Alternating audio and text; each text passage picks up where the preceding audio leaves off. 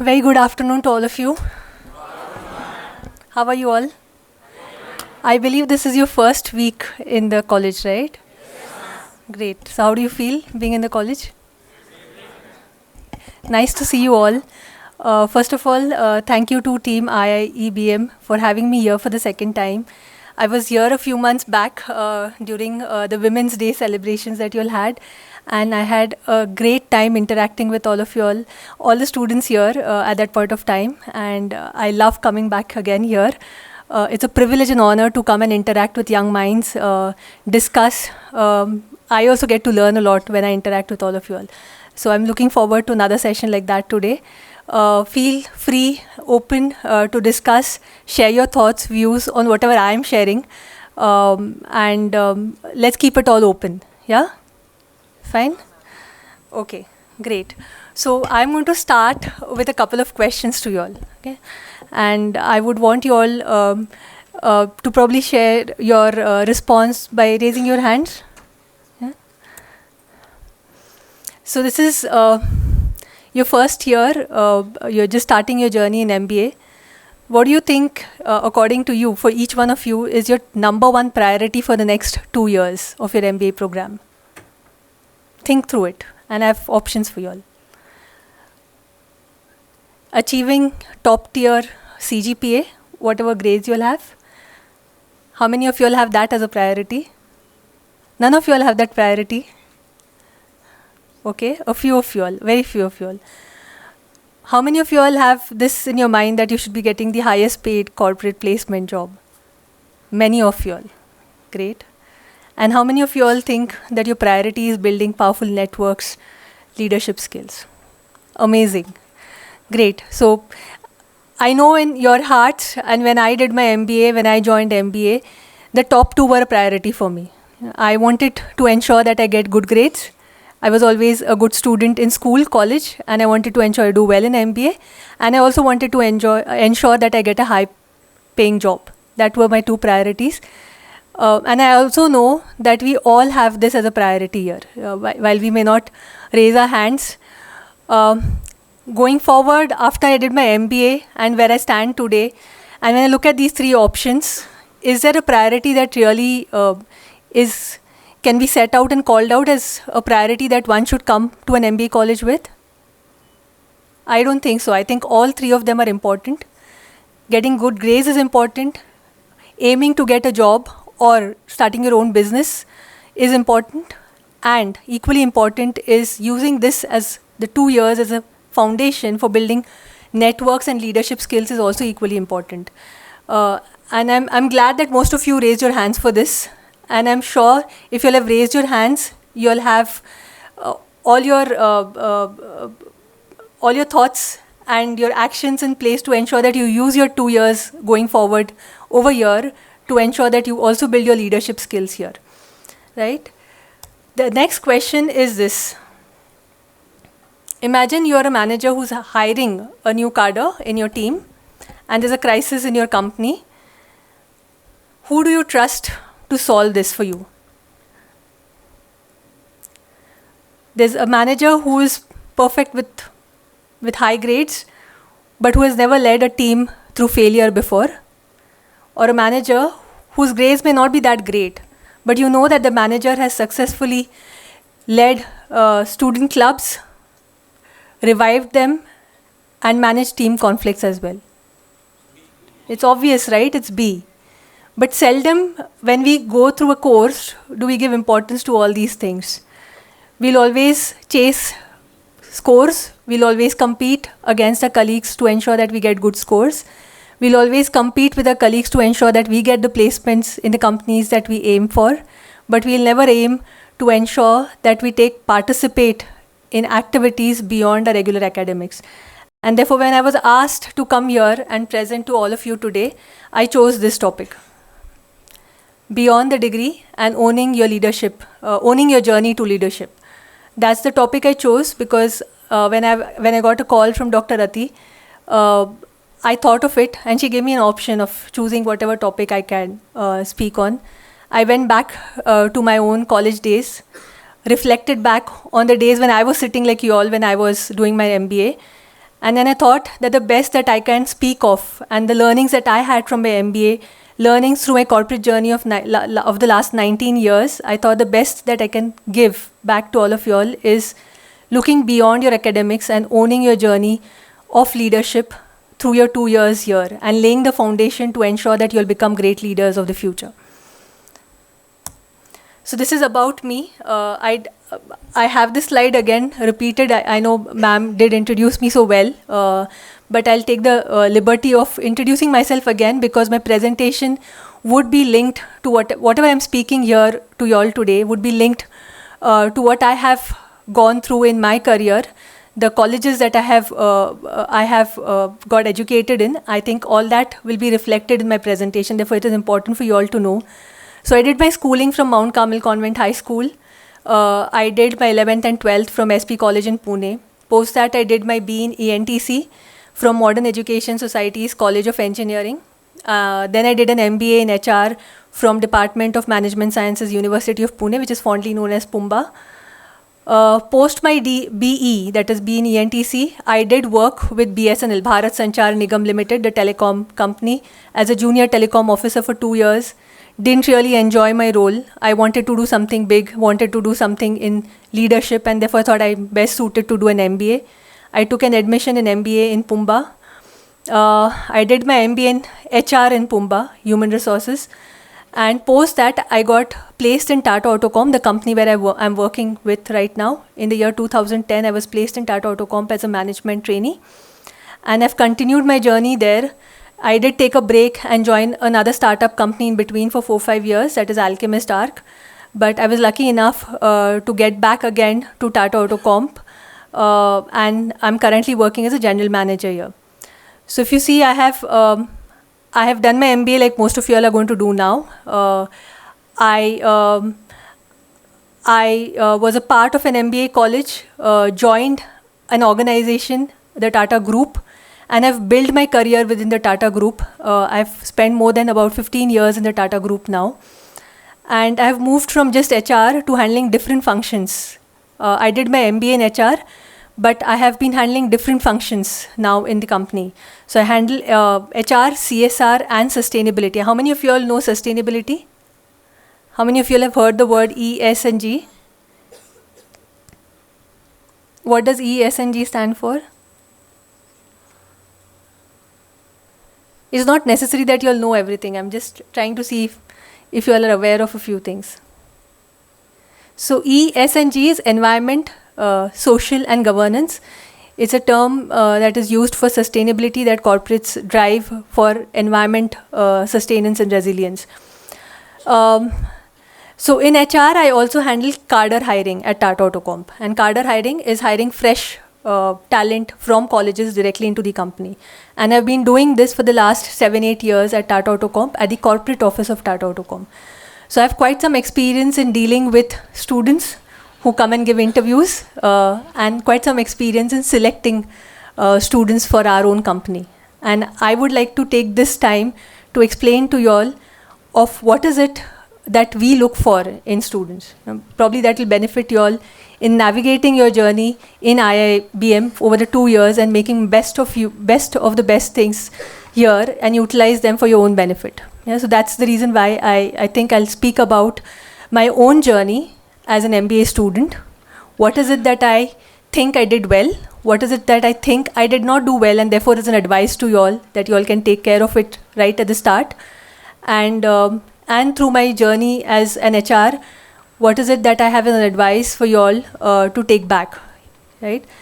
So yeah, apart from just my career, during my MBA college days, I did start a lot of activities beyond regular academics and college activities. I invested a lot of time in yoga, gym, tennis, reading, meditation, volunteering, and trust me, all these things that I've written here started during my MBA college, not before, not after.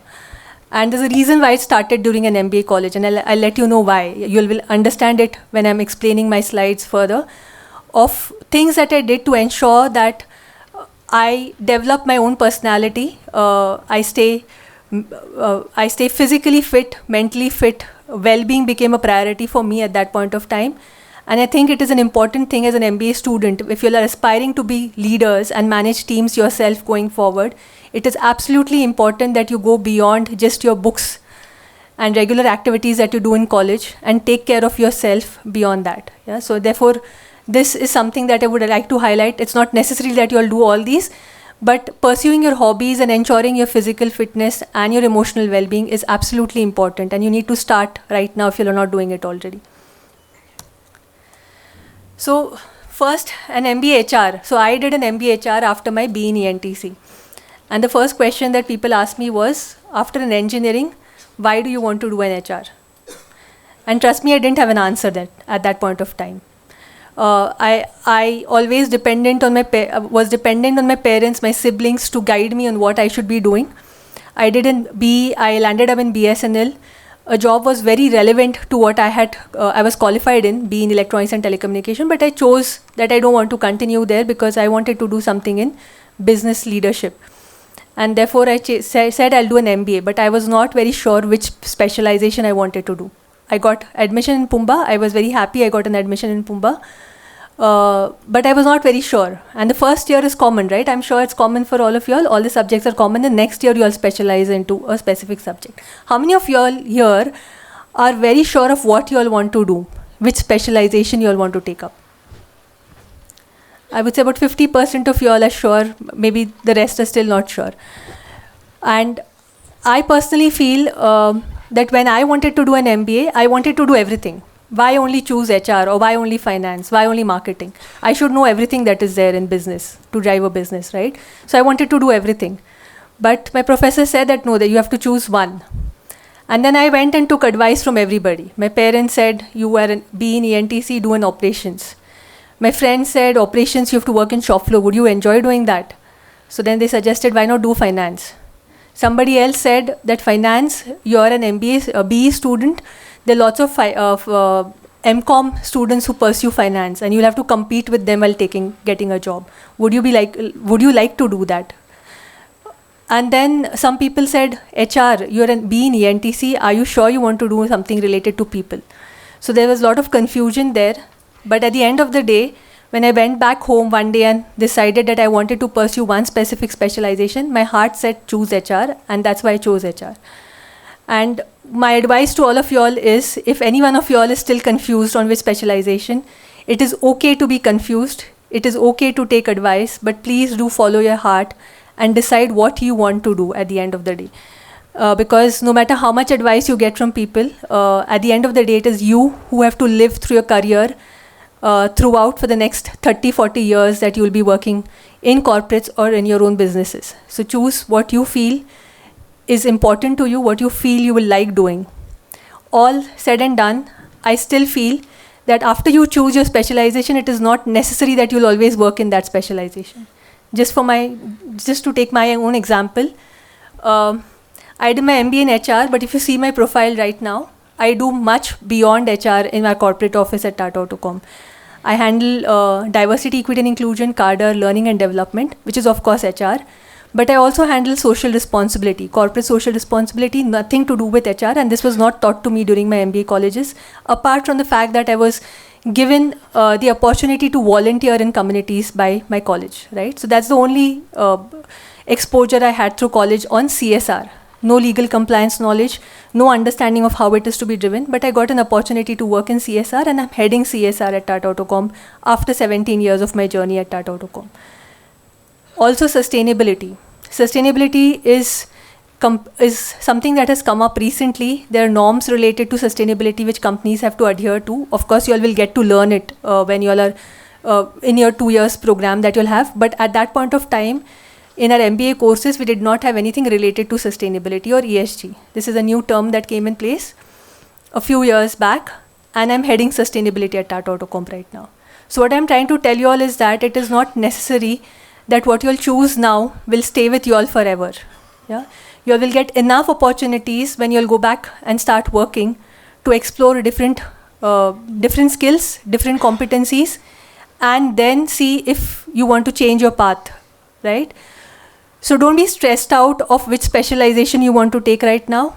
I would just suggest that whatever your heart says, choose if you'll have an option to choose. Yeah. So MBA college as a career launchpad. You know, when you start an MBA, there's a lot of change that happens in the way the program is run. It is not the way other courses are run. How many of you all here are engineers? And I'm asking engineers because I'm myself an engineer. How many from commerce background? And how many from arts? Oh, there are lots of them, you all from commerce. Okay, great. So when you all went through your programs, your bachelor's degree that you all did before coming here, you all would have realized that a lot of it and a lot of success of your course was dependent upon your marks, your grades, and your acads. You had to read through your books, you had to attend your lectures, understand, give your exams, go deep into the subject that you're learning, right? But when you come for an MBA, suddenly it changes for you all. The course curriculum is also very holistic. You get a complete business overview. It is not just only one specific subject that you'll have to learn, right? So it is holistic. It is industry agnostic. It is not specific industry that you're learning about. You get an idea about all the industries. You all are supposed to get an exposure to all the industries. And it is also upon you to ensure that you get exposure to all these industries, right? So MBA in that sense is very holistic compared to any other program that you would enroll in. May it be bachelor's or may it be master's. Also, there's a transition from execution focused roles to strategic leadership or management kind of roles, right? If you look at all the other programs, even if it is an MTech program or a master's in economics, it is a lot of execution driven role that you would enter into when you join companies. Unlike an MBA, for an MBA, when you enter a company, it will be more strategic, more management driven kind of roles, right? You will do less of execution and more of managerial kind of work. So that's a different lens that you will have to look at when you go through this 2 years program at IIEBM. Okay.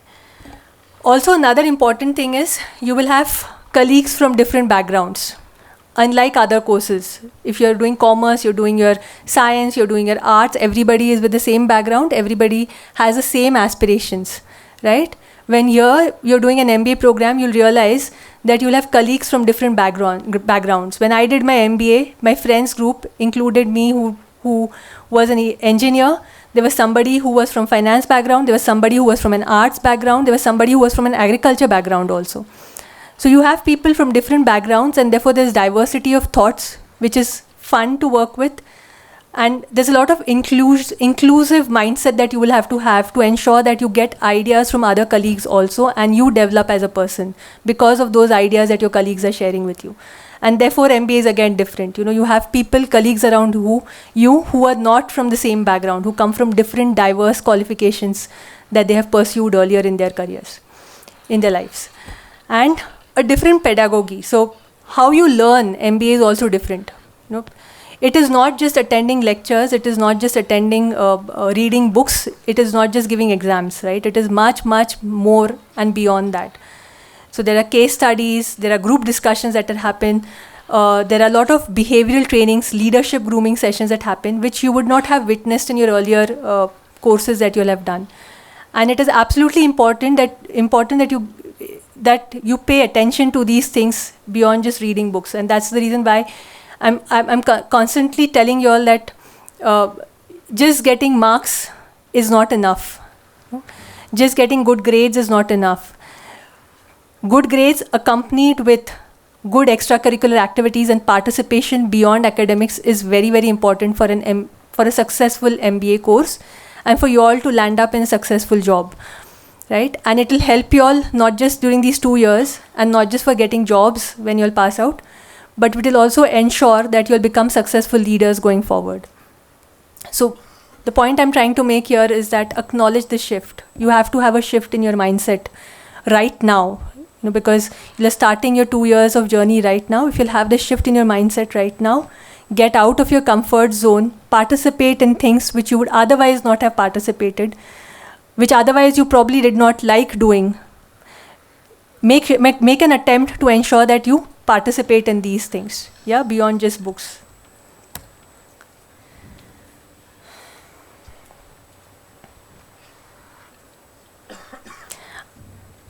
I think I'll just skip this slide.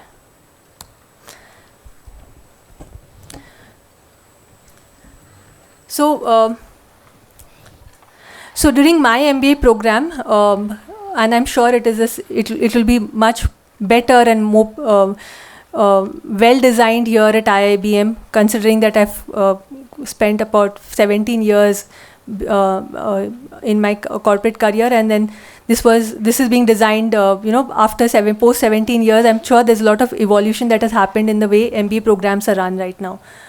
But during my days, we used to participate a lot in case study competitions, a lot of internship programs that we used to have in offer, right? So our college demanded us to do a summer and a winter internship.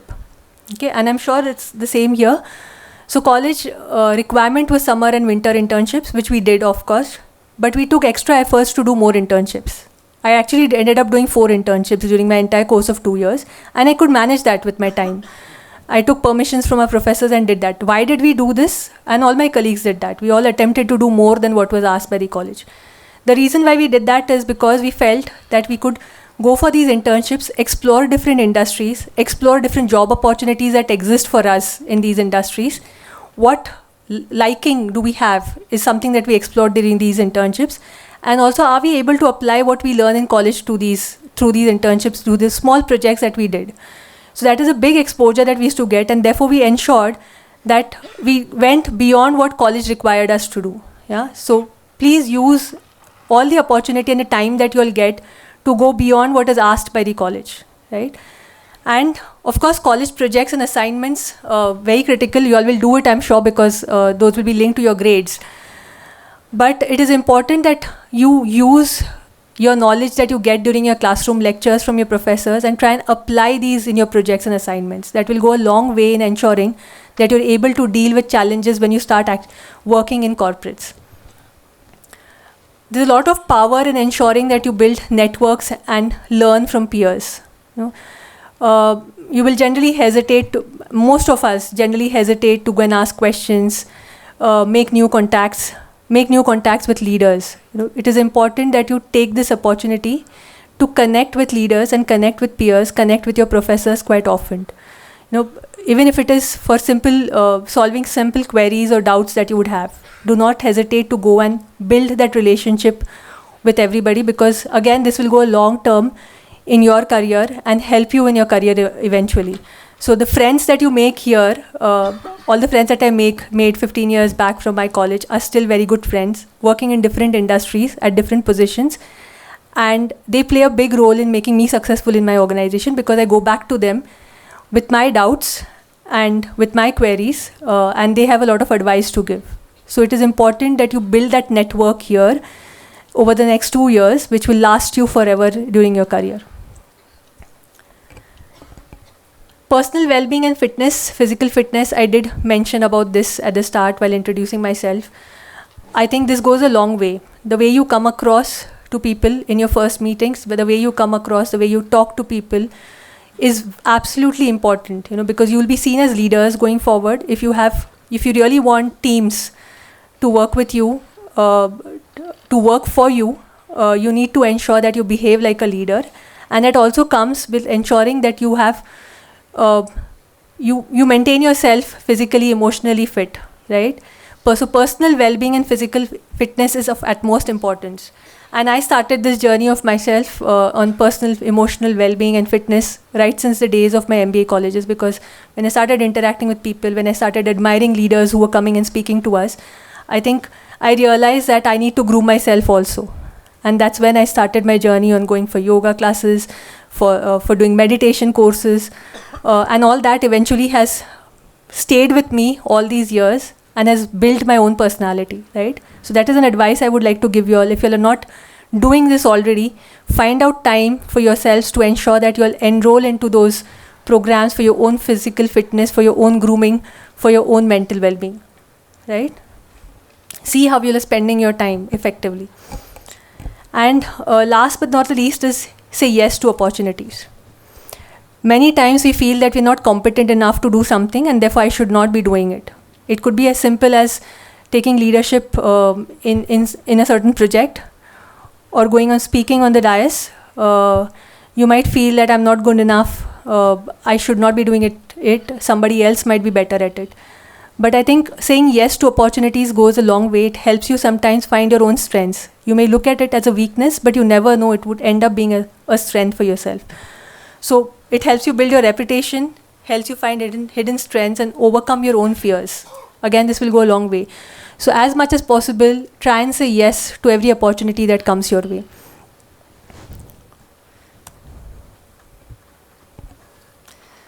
Okay, there's this slide that I've put on how MBA entry roles have evolved over the years.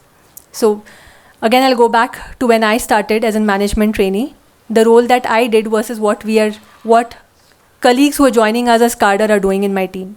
So I have a team of 8 people reporting to me in various functions that I handle.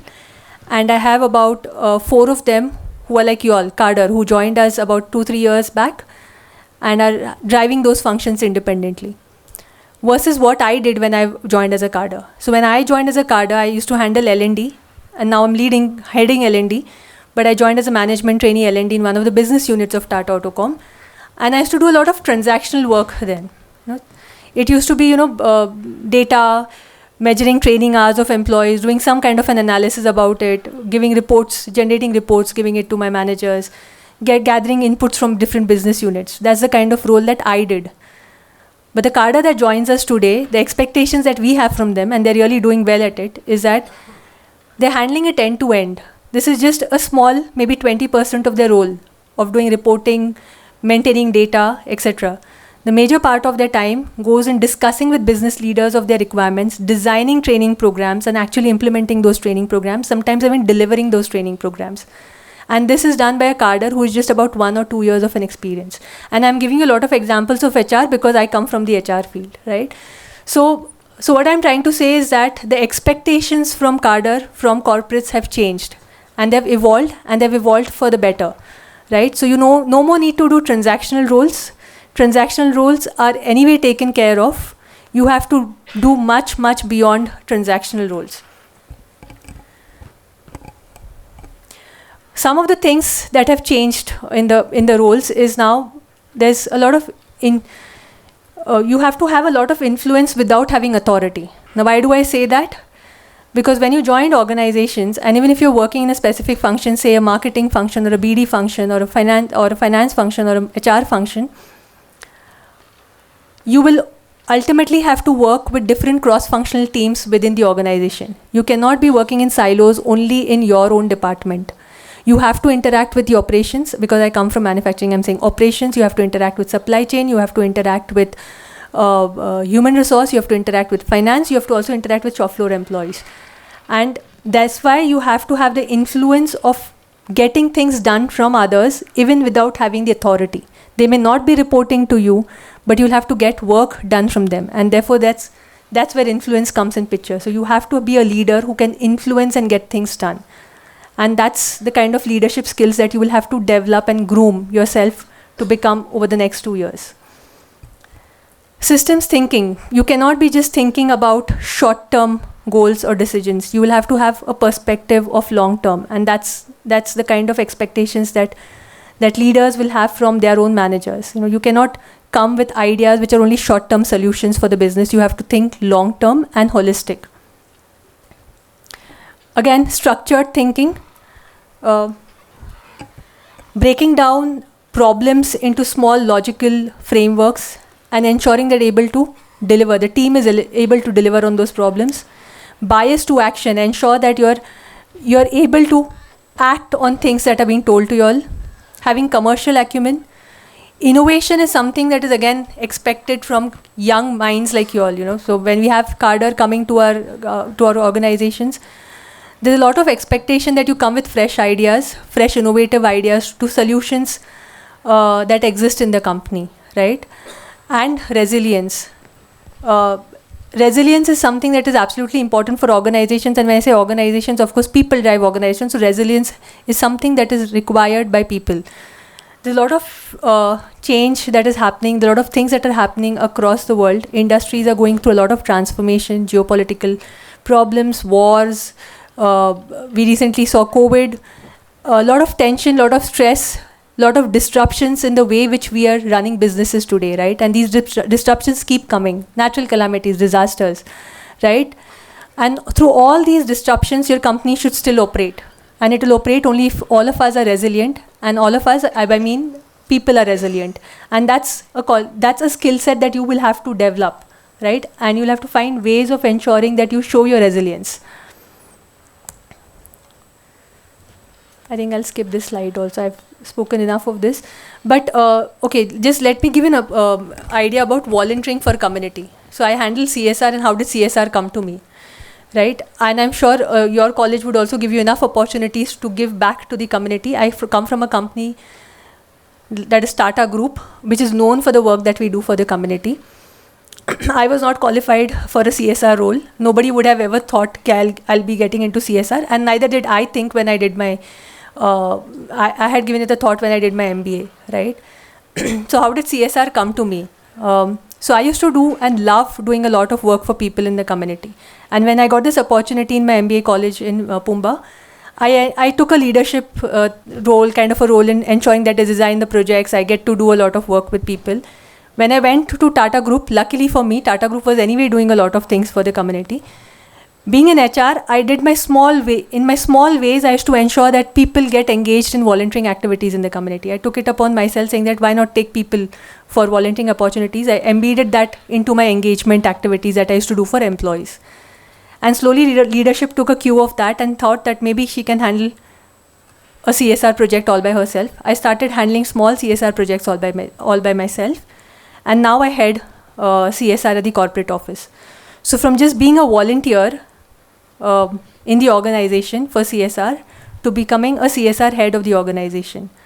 No qualification, but it was sheer passion for doing work, and the fact that I wanted to give my time, efforts into it.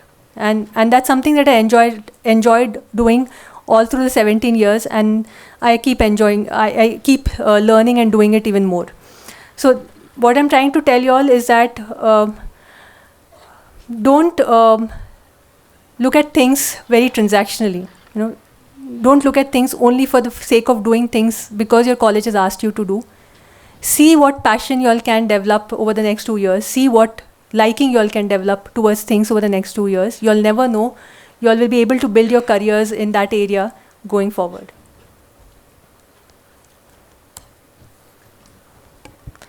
And the last thing that I would like to say is mastering the shift. Again, there's a lot of demand that corporates would have from cadre, apart from your functional knowledge, apart from your HR, finance, marketing knowledge. Artificial intelligence is playing a big role in the way roles are shifting in the organizations now. Reporting, data analysis, etc. happens very automatically these days using artificial intelligence and various tools that we use in our offices, right? So we do not really need a resource for doing that for us, which earlier a cadre was expected to do, or a new joinee was expected to do for managers. That is no more required. That is readily available. So you have to master that art of artificial intelligence to see how you can use it going forward in your careers. But you have to use it to go to the next level and giving your ideas, sharing your thoughts to your managers. Social media, how do you use social media for your own personal branding is absolutely important. Networking through social media, personal branding through social media is something that I would request you all to see of how you all can learn about it and use it for your own benefit. Data analytics, needless to say, all the decisions these days are based on data. Lot of focus that managers and leadership places on ensuring that you have the right data in front of you to take decisions. So how do you ensure that you are able to get the right set of data, do the right analysis and give it to your managers? Presentations in the form of storytelling and not just slides is something that is a critical skill for a manager to have, a critical skill for a leader to have, because as managers and leaders, you all will often have to discuss and share ideas and thoughts through presentations, through your storytelling, right? So learn this art right now and get enough opportunities to participate in forums where you all can do this. And a lot of awareness of whatever is happening around the world. Yeah, not just in your own functions, not just in your own industries, but whatever is happening around the world gives you that extra edge over others. Yeah, so make sure that you'll get enough of this. And most important is learn to build trust. Again, I use the word trust because I come from a company which is Tata again, and Tata, most of you all would know, is known for trust. We have a tagline under Tata brand which says leadership with trust. So building trust while you're working with your fellow colleagues, with your managers, with your leaders, with the organization, with your external stakeholders, including your suppliers, customers, is absolutely important. And there is a way of learning this art and skill. Trust also can be learned. And again, this I learned from Tata Group. So being in a leadership development program, we have a Tata Management Training Center in Pune itself, where we do a lot of leadership development programs. Tata Group does that for all the leaders in Tata Group. So I had the opportunity to be a part of an HR leadership development program. And we had a 2-hour session only on trust. And before entering that session, my thought was, what do you learn about trust in a classroom? Who can teach you trust in a classroom? But I was proven wrong. We had a very senior Tata leader who took a 2-hour session only on trust and how to build trustworthy relationships. And one thing that stayed with me, which I will share with you all, is an equation on trust. He shared with me, with all of us, an equation on trust, which I was completely unaware of. If you actually go to Google and search for the trust equation, you will find this equation. And me being an engineer, I could relate to it because it was a formula. And it has stayed with me all these years. So the trust equation goes like this. Trust is equal to C plus R plus I divided by S. Okay. Each of these, of course, is an acronym for some word. C stands for credibility. Credibility is what you say. Do people believe in what you say? And when will people believe in what you say? When you have the knowledge, skills, and the competence to say what you're saying. That's when people will believe in what you say. R stands for reliability. And reliability is what you do. Do people believe in what you do? Right? Are you dependable? Are you consistent in what you're doing? Is what people will believe in. Only if you're consistent and dependable, people will believe in what you do. I stands for intimacy. Intimacy is psychological safety. In your relationships, are you able to create that safe space for each other to speak up, to be honest? That is intimacy. So trust is directly proportional to C plus R plus I, and it is inversely proportional to S. S stands for self-orientation. So it is inversely proportional to S. That means the lesser the self-orientation, the more trust you're building. Right? So in a relationship, when you think of others and act, people will trust you more. When you think of yourself, people will trust you less. Right? So this is the equation that was taught to me. Trust is equal to C plus R plus I divided by I. It has, divided by S.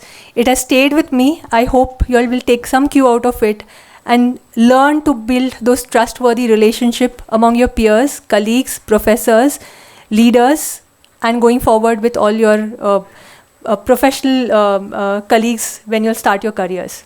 Yeah, use these 2 years to build this foundation to learn these kind of skills, and I'm sure it will go a long way for all of you all. I'm just skipping a few slides, and this will be my last slide. So finally, like I said at the start, I am a part of a team which hires cadre in Tata Autocom. And we keep doing this year on year, not just MBAs, graduate engineer trainees, management trainees, executive trainees. We also hire CA trainees, etc. Right? So when we hire, what do we look for? One basic criteria for selection is, of course, academics and aptitude test scores. But that is just the first step for getting you into the interview process, right?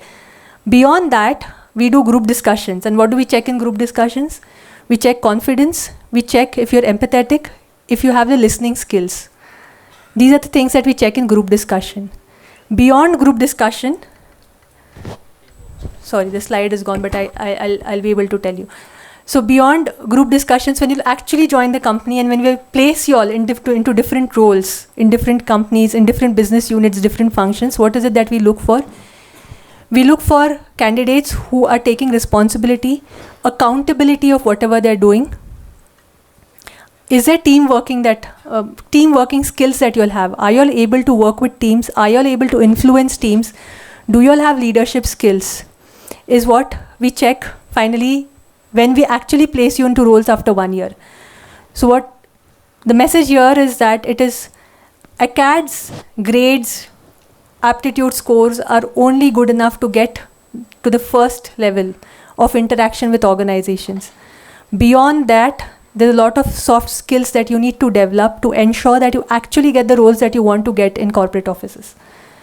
Yeah, so with this, my laptop battery is down, but I think this was my last slide.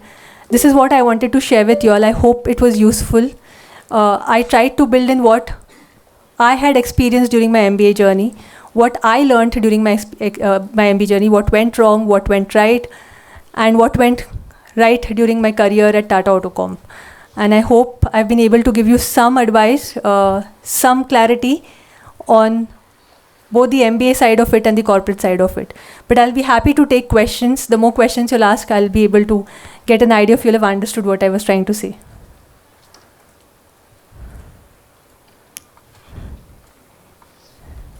No questions? Yes, please. Go ahead. Jain ma'am, my name is Ash Tiwari, and I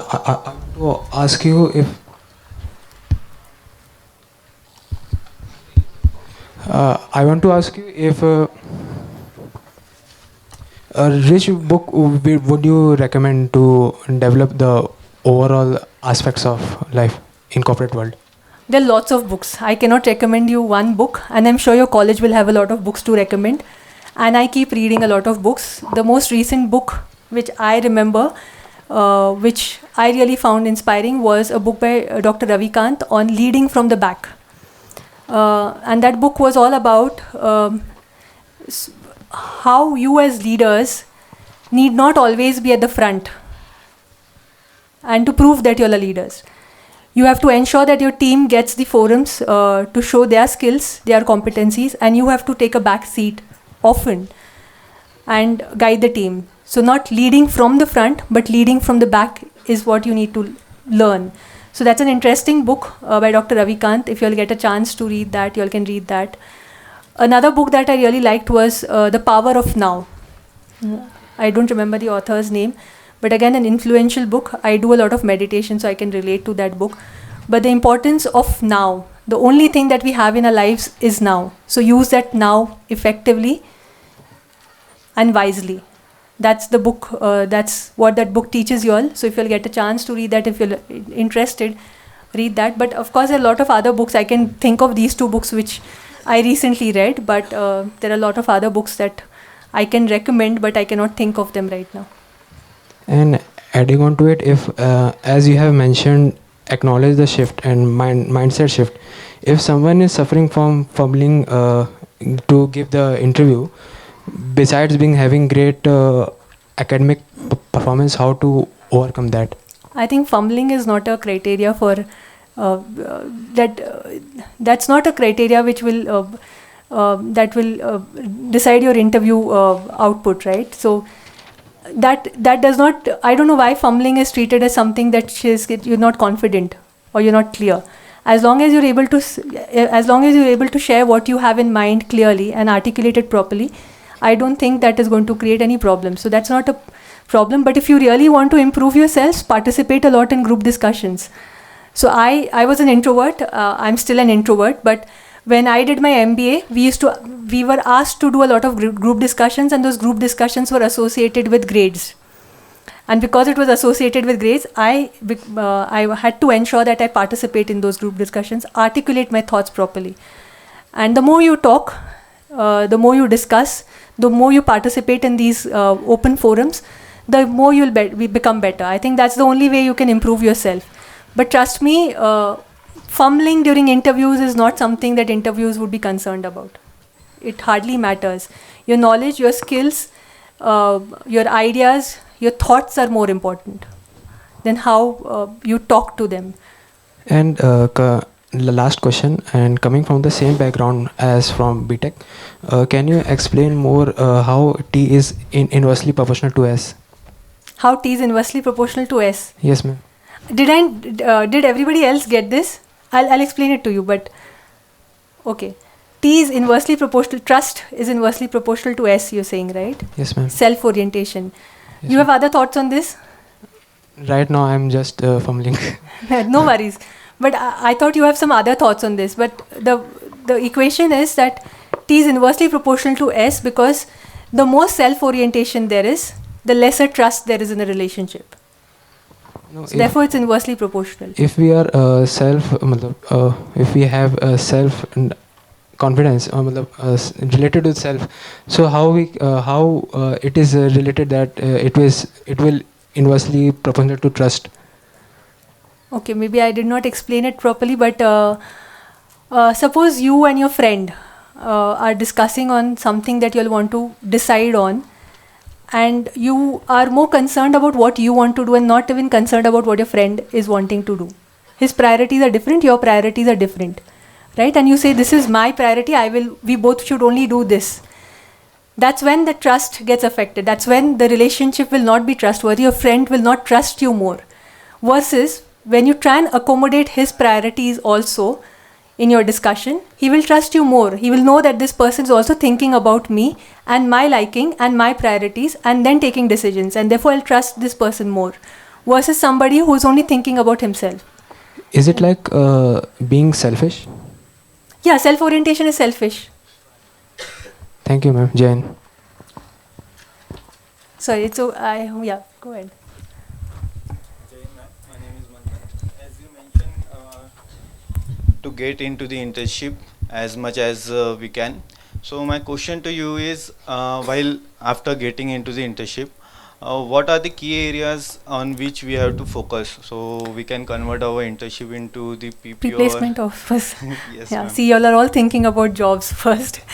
Yeah, so internships is a good opportunity to get into roles, get into companies which y'all are aspiring to, right? And what should you look for during an internship? I think look for getting projects where you can contribute significantly to the organization. Generally, what happens is in organizations, you have lots of opportunities for people to come and do smaller projects for 3-4 months. That's when they'll say, okay, this is the work that we have. Probably you can complete it and give it to us. But choose those projects, if you have an option to choose projects, which are going to make an impact for the function or at least for the organization. Only if they're making an impact for the organization, that's when you get a visibility in the organization, and that's when it gets converted into a pre-placement offer. That's one, choosing the project correctly. The second is how you approach the internship. Again, don't treat it as a transactional work just to get your internship certificate so that you put it in your CV and then during an interview you're able to say, okay, I did internship with this company and this. Do it with your heart and soul, and then things will be taken care of. If people know that you're there to learn from the organization and they see your attitude towards working, they see your work ethics there during your 3-4 months internship, your discipline, your sincerity, that itself is enough for people to give you an offer. Because you are not expected to know everything when you'll come in the organization. What is expected is that you'll have the right attitude, right work ethics in place, you'll have the discipline in place, and you'll have the sincerity towards whatever is given to you. If you'll have that in place, everything else is sorted. I think managers will generally want colleagues in their teams who have a good attitude versus good skills. Attitude is more important than your skills. Skills can be taught, attitude cannot be taught. You have to learn it yourselves, will have to develop it yourselves. So having that good attitude, the right set of mindset for giving back to the company is very important. I think that will help. Yes, means we need to add some value to the company. Or Yes, we have to you have to add, but I'm saying you'll add value if you come with the right attitude. You'll eventually add value. Okay, ma'am. Thank you. So select a good project and do it with your heart and soul. I think that works. Thank you, ma'am. Yes, please go ahead.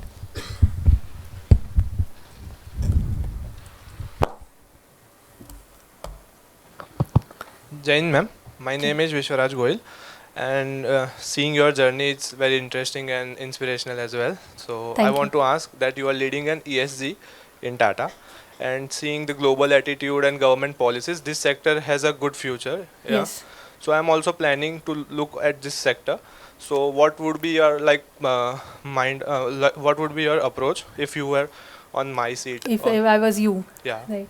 So if you really have a liking for sustainability, that means environment sustainability, social sustainability, governance, uh, it's a new area, and trust me, it is very difficult to get people with the right skill sets in this area right now, because it is evolving. There are a lot of new regulations, like you said, rightly said. Government has put in a lot of new regulations for the companies.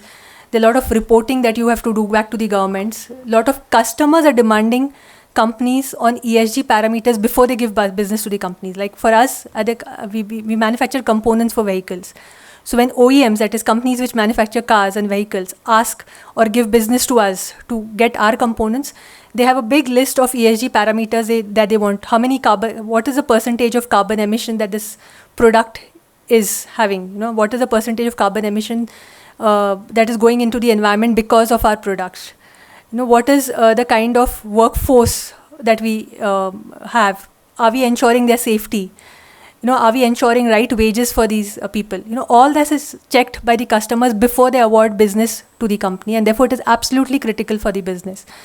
And therefore companies are doing a lot of work towards it, but we do not have the right kind of people for this right now. There are, of course, qualifications like environment science, etc., who are qualified to do this role.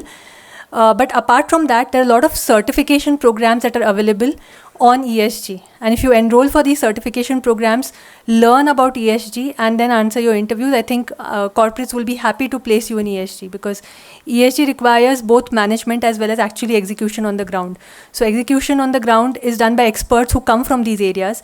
For an MBA, it is more of managing all this in terms of reporting, data, analytics, etc. So you can get into those kind of roles by doing these certification programs and building your knowledge and competencies in ESG. I'm sure you'll have a subject on ESG, right?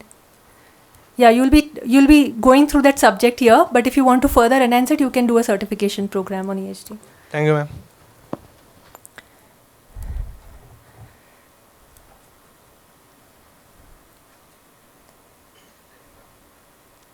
I'll just take his question then yours. Is that fine?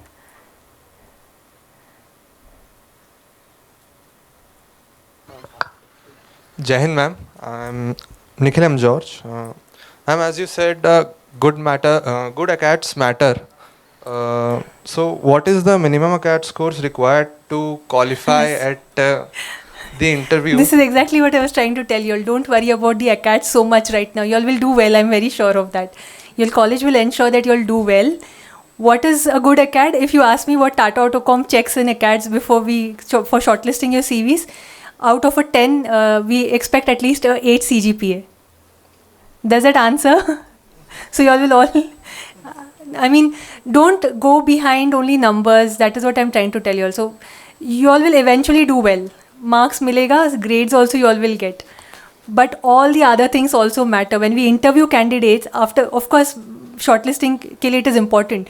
But after you all come through for the interview, there's a lot of other things that we evaluate apart from just ACATS. ACATS don't play a role at all after that. So be a good student, be a sincere student, ACATS will be taken care of. You all will get good marks. Okay, but use these 2 years to groom yourself, participate in all the activities that your college is asking you to participate beyond just exams. That is what I'm trying to stress on, because I know I've gone through this for 2 years, and I know the importance that these activities have in your life and your career going ahead. Sorry, is that the only question you had? ACADS and the cutoff? Yes, ma'am. How about you should aim for? 8 CGP. 8, yes. But yeah, thank you for asking that question, because I got this opportunity to tell you all again that don't be stressed out about numbers. Thank you, ma'am. Enjoy your life here, and I'm really telling you all, the 2 years activities that you all would do, you all will have more fun here than your previous courses that you all have come from. Yeah, you had some question. Jai Hind, ma'am. Myself Shubham. I want to ask you, as in how should I be building my confidence? Because that there are numerous occasions where the intuition says it's right, but there are still some thoughts which lingers around, and I might think as if things might go south for me. Okay. So you overthink. Yeah, a lot. That's the problem that you have, and I have been in a similar position. I can give you what I did to overcome that. I don't know if it works for everybody, and I saw on my slide also. I also had this challenge of always thinking on the negative side of things. That if I do this, all these things will happen, and therefore I should not be doing it. And therefore, eventually, I ended up saying a no to everything and missed out on opportunities, which have changed now. Over the last 8-10 years, I have completely changed and started saying yes to everything. Now, the way I did that and what helped me was a meditation program that I did, which taught me not to be anxious about things. Take things lightly. Even if it goes wrong, what will go wrong?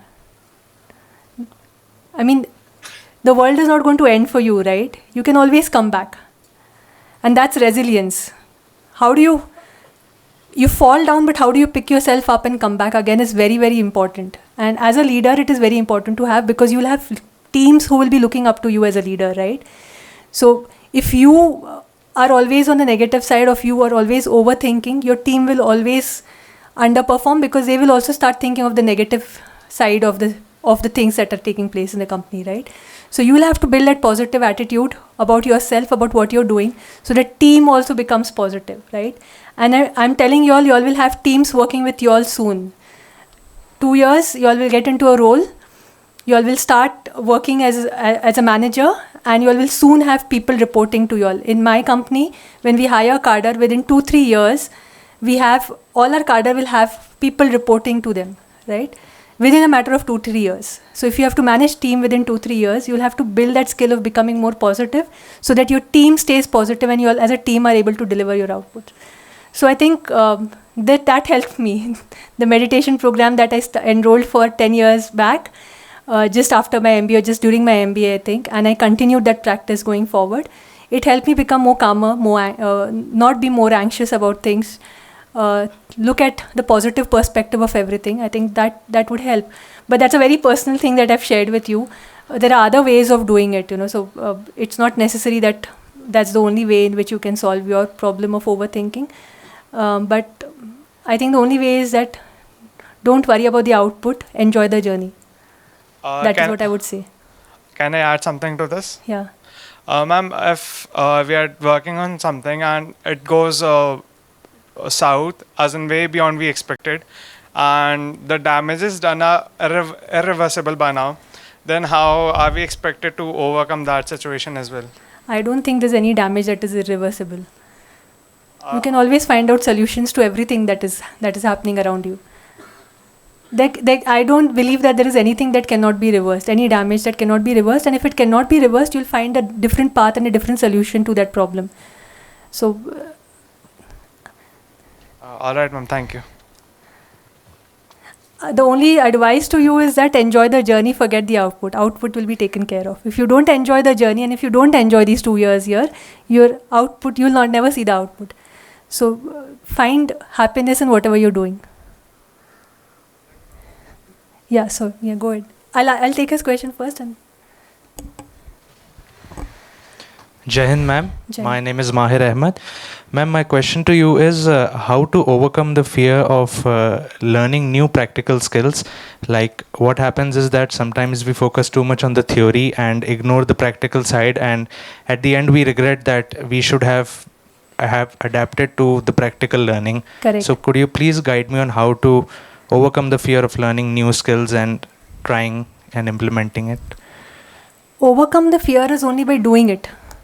So if you feel that you have a fear of, I don't know what fear, it could be fear of presenting in front of everybody maybe, or sharing your thoughts in a group discussion. You fear that people might judge you.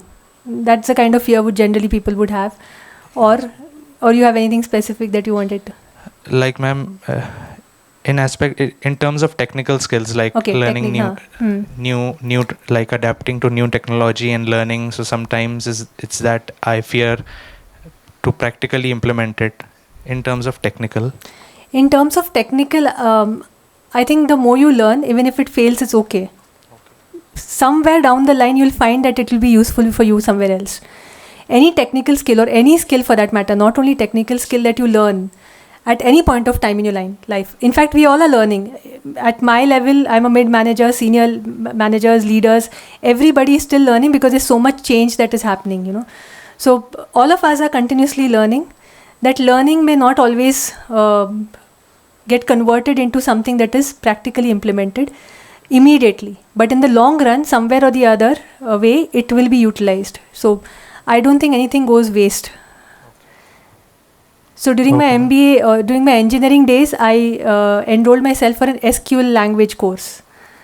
I never used it at that point of time, but when I did my MBA HR and we were working on some specific project, I had to use that those queries that I'd learned in SQL in that particular project, and it came to use for me that time. So nothing goes waste. Somewhere or the other, it will be utilized.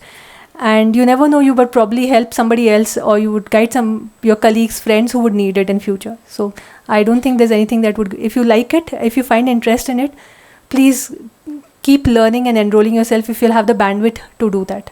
If you'll have the time and the bandwidth to do it. Okay, ma'am. Thank you. Yeah.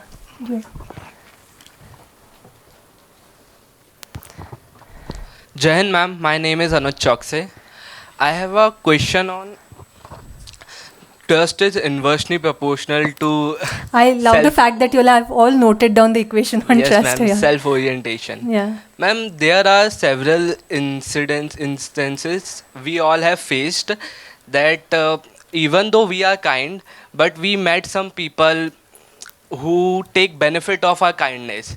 So because of that, we somehow become selfish in many situations. And even in corporate world, I think there will be instances when our kindness is taken for Granted. Granted, yes. No, I don't think as leaders, I don't believe that you should not be kind to anybody. You have to be kind to everybody, no matter who that person is. Whether that person will be helpful for you in future or not does not matter. People will learn from you only if you're kind to them, or people will observe you as a good leader only if you're kind to them, and people will trusting you only if you're kind to them. So don't expect that if you help somebody, you get something back in return. If you're doing that, then you're becoming self-oriented, or you're becoming selfish. I'll give you something only because I will get back from you. Learn to do things without expecting anything in return. I think that will solve your problem, and then you'll always ensure that you're kind to people. And I think that's an important skill to have as a leader, especially when again you're leading big teams. People should see you as a leader who is kind, who is there to help people out of problems or give solutions to people, not the other way around, where you'll think that I'll only help you because you're my team member and you'll give me something back in return. Ma'am, I am talking in the sense of senior managers. If we are kind to them, they might just I don't think that ever happens. Kindness will never fail you. You have to be kind. Thank you, ma'am. I'll just take 2 more questions. The reason being I have to attend a meeting in my office at 2 and I have to leave. Is it okay if I just take 2 more questions? Yeah, there are 2 more. I'll just, because they're raised. No, I'm happy to answer. Only time. No, lunch I can skip. I'll just take 2 questions and I'll close it. I don't want to, because they had raised their hands. It does not look good. Jai Hind, ma'am. My name is Aritra. Ma'am, you were speaking about case competitions. So I'm sure you might have also attended various case competitions in your college life. So can you just give me an overview and what are the skills that we require to adapt before attending? I don't know how much of your college, I'm sure there would be a lot of case studies and competitions that you all can participate in. So when I was in Pumba, one of the strictest professors that we had in finance, he had given us a case study, not a case study. He had made groups and he said that each group will have to make a business case and come back and present. And he was the strictest kind of professor, and all of us who were doing those case studies were scared of going and presenting in front of the entire classroom, because he will ask you questions in front of everybody just and ensure that you learn your lessons on the stage itself, right? So me and my colleagues who were there, friends, we took a case study. We made a business case on emu farming that in those days, and because we had friends from different functions. I had somebody from finance, I was from HR, there was somebody from operations, there was somebody from IT, and there was somebody from, I think, marketing also. So all of us with our different hats that we wore in our course could contribute to that course so effectively that it got rewarded as a best case in the company, in the college. And eventually, because it got rewarded there, we got the confidence of going and presenting it in every external forum that was there. And in every external forum that we went, we got rewarded there as well as a first, as a winners. And we got cash prizes for those competitions that we went to. And apart from winning and getting those cash prizes, I think the most important thing that it did to all 5 of us who were working on that case study was that it built our confidence, saying that we can do things, to the extent that we were actually thinking of starting our own business on emu farming. So that's the kind of things that can happen to your confidence level, to your skill sets, if you actually start contributing and participating and giving your heart and soul to things. That's how we did. We in fact went to an emu farming facility in Baramati just to see a live example of how business in emu farming runs. So nobody had expected us to do that. Our professor never said you go to that Baramati facility and go and see. We decided to go and do it because we wanted to learn of how actually and practically things happen. So the more you invest your time in things to ensure that you're able to give the best in that particular thing, the better it is for you, and the more learning more learning can happen. So I'm just giving my own example to tell you of how it is important that you do everything with the best of interest and give your best in every small task. It might be a very small task, but please give your best in it. I was asking about what were the prerequisites before we attend the case competition. That's what prerequisites. I just know your subjects well and have a team of people with you who are from different backgrounds who can contribute in different ways. Thank you, ma'am. Okay, there was one last question. I'll take some. Sir is asking me to stop, but I'll take that one last. Somebody had, yeah.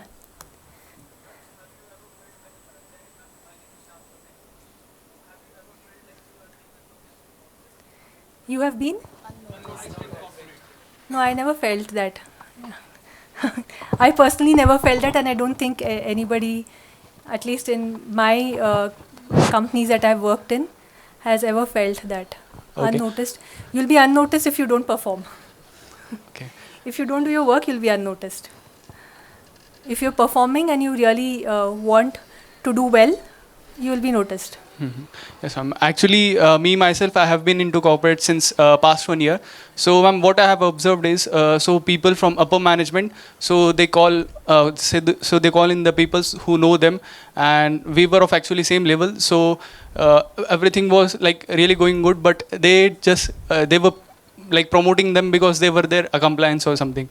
So how to deal with that situation? No, I don't think. See, my personal thought on this is that. And I've worked for 19 years now.